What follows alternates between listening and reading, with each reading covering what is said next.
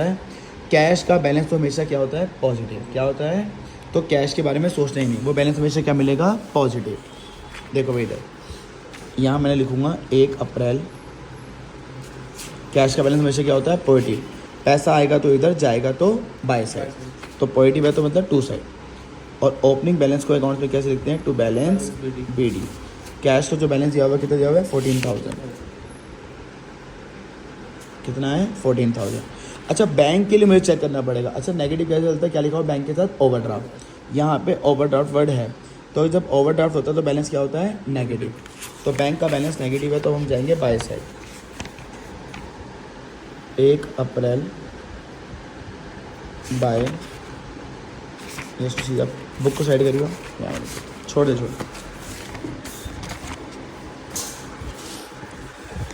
By balance BD। और bank का जो बैलेंस दिया हुआ है वो कितना दिया हुआ है, बैंक का बैलेंस 13,200।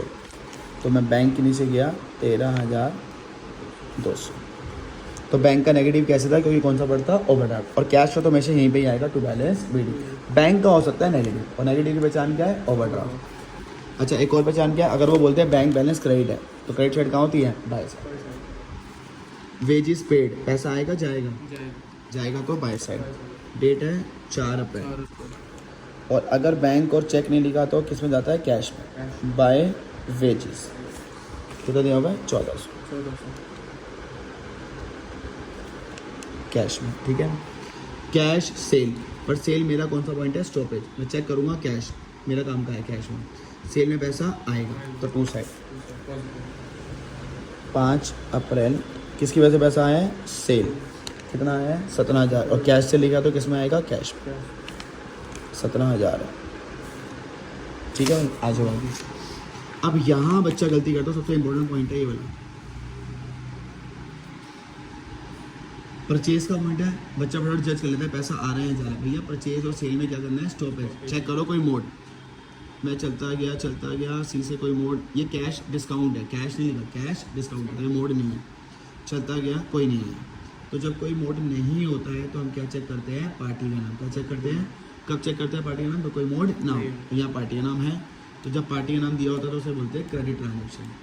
कब पार्टी का नाम चेक करना है, जब मोड ना दिया, तो पार्टी का नाम है तो कौन सी ट्रांजेक्शन हो गई, credit. Credit transaction double column cash book में रिकॉर्ड होती ही नहीं, तो ये ट्रांजेक्शन रिकॉर्ड नहीं होगी। कौन सी वाली, राहुल वाली, 7 पड़ेगी। आ जाओ आगे। परचेज फर्नीचर फॉर कैश, यहाँ पे कैश है तो काम का है। परचेज में पैसा आएगा या जाएगा, जाएगा। 9 अप्रैल। अब बच्चा यहाँ पे भी एक छोटी मोटी गलती करके आता है, वो लिख के आता है बाय परचेज।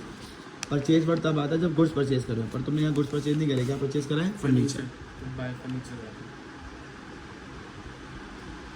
कितना गया फर्नीचर में, 10,000। और कैश लिखा तो किस में जाएंगे, cash, 10,000 cash, bye furniture. By purchase नहीं आएगा, परचेज कब आता है, जब क्या परचेज करी हो, goods. Cash paid to Rohit, कितना है, 5,000। सेटलमेंट का अकाउंट से मतलब होता है डिस्काउंट, क्या होता है, और कितना दिया है, 51। तो फटाफट यहाँ जो मैंने तुम्हें बताया था, रिसीविंग और पेमेंट के साथ डिस्काउंट आएगा, तो डिस्काउंट क्या करना है, इग्नोर। तो एंट्री कितने से होगी, 5 से, क्योंकि जो 5100 से 100 का डिफरेंस है वो क्या करना है, इग्नोर। क्योंकि पॉइंट है रिसीविंग और पेमेंट का, पेड लिखा है ना, तो पेमेंट का पॉइंट है। तो एंट्री कितने से होगी, 5। डिस्काउंट को फुल क्या करेंगे, इग्नोर। पेड लिखा तो पैसा आ रहा है, जा रहा है, जा रहा है। इसको दे रहे हैं रोहित को, कितने दे रहे हैं, 5। इस एंड में चेक कर लो कहीं पे भी चेक या बैंक है, नहीं, तो कहाँ जाएगा, कैश में। डेट क्या भाई, 10। बाय रोहित, कैश में 5। किसी के मन में अगर आ रहा हो 5100, डिस्काउंट को इग्नोर करना होता है। पैसा कितना आ गया है, 5।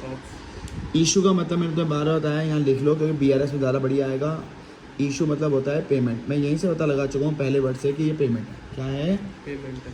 Issue cheque to Rahul, Rahul तो ये रहा ऊपर रहा। अब राहुल को क्या देने जा रहे हैं, पेमेंट इन सेटलमेंट। तो अब यहाँ पे जो प्राइस की डिस्क्रिप्शन थी वो यहाँ से आएगी। मेन ये क्वेश्चन किसके लिए, इस प्राइस के लिए। तो देखो कितने की परचेज करी थी, 15। अब बच्चों को दिक्कत होती है डिस्काउंट की। अब ये पॉइंट है परचेज और सेल का, तो डिस्काउंट क्या करेंगे, माइनस। ट्रेड डिस्काउंट दिया हुआ है 20%, 15,000 का 20% होता है 3,000। तो कितना फाइनल अमाउंट आया, 12। ये था ट्रेड डिस्काउंट। अब आगे भी पढ़ लेते हैं। कह रहा है भैया कैश डिस्काउंट 2% का और ले लो अगर तुम 7 दिन के अंदर पे कर दोगे। कब कर दोगे, 7। कंडीशन, 7 को परचेज करी थी और मैंने 10 को पेमेंट कर दी है, तो 10 दिन के अंदर, कितने दिन के अंदर पेमेंट कर दी? 7 दिन के अंदर हो गई है, तो कैश डिस्काउंट देंगे। देंगे 2%। अब कन्फ्यूजन वहाँ पे क्रिएट होती है, जो अब 2% निकालना है वो 15 पे निकालें या 12 पे। तो भैया जो सेलर होता है, सेलर के हाथ में होता है डिस्काउंट निकालना, वो हमेशा ट्रेड डिस्काउंट माइनस करने के बाद जो अमाउंट आता है उस पर निकालता है, क्योंकि अगर वो 15 पे निकालेगा तो डिस्काउंट ज़्यादा आएगा, ट्रेड डिस्काउंट माइनस करने के बाद जिस पे निकालेगा तो डिस्काउंट क्या आएगा? कम। अब डिस्काउंट देने का राइट किसके हाथ में होता है? सेलर। तो सेलर तो भैया 12,000 को चूज़ करेगा, तो 2% 12,000 पे 2,000 करोगे, 2% करोगे तो 240। तो फाइनल कितना अमाउंट देना है? 11,760। ये था मेन अमाउंट। 15,000 की परचेज, 3,000 का ट्रेड डिस्काउंट और 240 क्या था? Cash discount. 10 अप्रैल बाय राहुल, ये रोहित है। कितना निकला था मेरा अमाउंट? 11,760। मैंने चेक दिया तो किसके नीचे लिखेंगे? बैंक। ये है अगला मेन पॉइंट। कह रहा है भैया चेक इशू टू राहुल, जो तुमने राहुल को चेक दिया था वो डिसऑनर्ड हो गया। क्या हो गया? अब बच्चे डिसऑनर्ड में घूम जाते हैं। अरे मत घूमो, बहुत ईजी होता है। किसका चेक डिसऑनर्ड हुआ है? राहुल का। चेक करो अपने क्वेश्चन जो ऑलरेडी कर चुके हो। राहुल कहाँ पे है? टू साइड में कहीं पे राहुल दिख रहा है? नहीं। बाय साइड में दिख रहा है? ये रहा। तो डिसऑनर्ड उसके अपोजिट में आता है। कहाँ आता है? अपोजिट। अगर ये राहुल यहाँ होता तो डिसऑनर्ड बाय में आता। तो डिसऑनर्ड को ढूंढना है, तो जिसका चेक डिसऑनर्ड हुआ है उसको ढूंढ लो। अगर वो यहाँ पे है तो डिसऑनर्ड 2 में, वो यहाँ पे होगा तो डिसऑनर्ड बाय में। तो फिलहाल मेरा राहुल बाय में है, तो डिसऑनर्ड कहाँ पे आएगा? 2।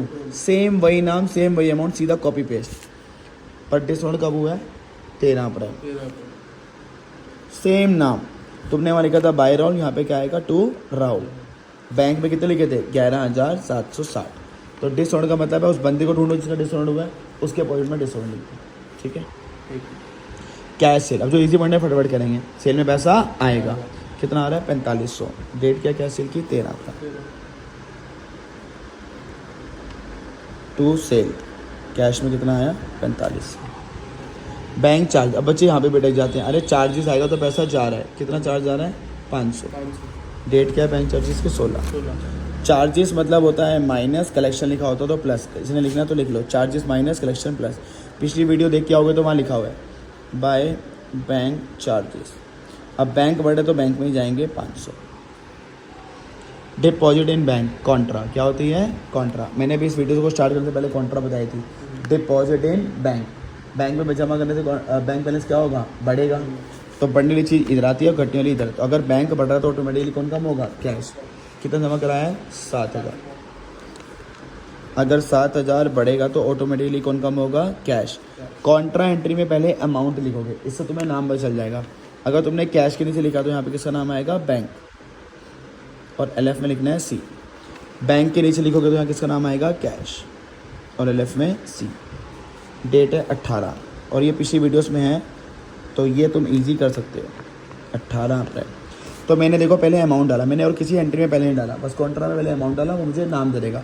बैंक के नीचे लिखोगे, अरे यार, बैंक के नीचे लिखोगे तो किसका नाम आएगा? कैश का, और कैश के नीचे लिखोगे तो बैंक। ठीक है ना, ये हो गई कॉन्ट्रा। पेड, पैसा जा रहा है, कितना जा रहा है? 600। अब मोबाइल, टेलीफोन, इंटरनेट, इनको एक ही नाम दे देते हैं, टेलीफोन बिल। कितना दिया हुआ है? 600, और चेक लिखा तो किसके थ्रू दिया होगा? बैंक। डेट क्या भाई इसकी? 20। सीधा लिख दो बाय टेलीफोन एक्सपेंस। तीनों, जिसको तीनों लिखने हो तीनों लिख लो, तीनों को कंबाइन लिख लो, बाय टेलीफोन एक्सपेंस। कितना दिया हुआ है? 600, और वहाँ चेक लिखा तो कहाँ जाएगा? बैंक के नीचे। सोल्ड गुड्स, लो जी, अब मेन पॉइंट आ गया, ध्यान रखना। 23,500 की सेल हुई, किसको? विकास। सेल है स्टॉपेज पॉइंट, चेक करो मोड, यहाँ लिखा हुआ है चेक, तो मेरे काम का है। अब क्वेश्चन में पर डिस्काउंट भी दिया हुआ है, मैंने भी बताया था परचेज और सेल के पॉइंट में डिस्काउंट आएगा तो क्या करेंगे? माइनस। चुपचाप माइनस कर दो। 23,500 में 500 माइनस गए 23, तो एंट्री कितनी सी होगी? 23।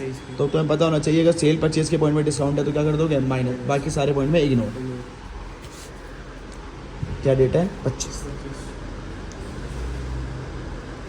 टू सेल, और वहाँ चेक लिखा है तो बैंक में, पर कितने आएगा? 23,000। ये इंपॉर्टेंट है, 23,500 नहीं, 500 माइनस हो गई, क्योंकि सेल परचेज का डिस्काउंट आएगा तो क्या करना है? माइनस। पेड रेंट, पैसा जा रहा है, बाय रेंट, सिंपल सा। तो इस पॉइंट के लिए तुम्हें बस प्रैक्टिस के लिए कराया है, बाय रेंट। कितना अमाउंट है? 800। कुछ नहीं का तो कहाँ पे माइनस करेंगे? कैश।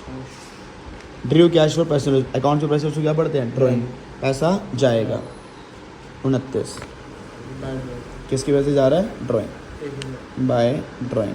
कैश लाइन में कहीं पे भी बैंक या चेक लिखा है नहीं, तो कहाँ पे जाएगा कैश।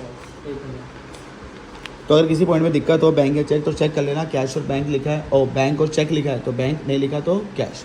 बैंक और चेक दिखेगा तो बैंक, नहीं दिखेगा तो कैश। पेड सैलरी, पैसा जा रहा है, किसकी वजह से जा रहा है, सैलरी। फिर से बैंक और चेक नहीं दिख रहा तो कहाँ पे लिखेंगे, कैश। कितना है सैलरी देखिए, सैलरी 2000 2000। इंटरेस्ट कलेक्टेड मैंने दिया था, चार्जेस आएगा तो माइनस, कलेक्शन आएगा तो plus. Collection plus charges minus, किसकी वजह से पैसा आ रहा है, इंटरेस्ट। कितनी डेट है, 30 टू इंटरेस्ट 2500 2500। अच्छा अब मुझे समझ नहीं आ रहा है काले को, चेक करो कोई लाइन में बैंक या चेक लिखा है, बैंक लिखा है तो कहाँ जाएगा, बैंक। हो गए सारे पॉइंट, ठीक है भाई। अब करना है बैलेंस, क्या करना है, बैलेंस। वो तुम्हें अपना आना चाहिए, और नहीं आता तो फिर अपने ट्यूटर से पूछो कैसे करते हैं बैलेंस। ये पॉइंट बस मैंने इसके लिए कराया था क्योंकि पूरा क्वेश्चन कैसे होगा।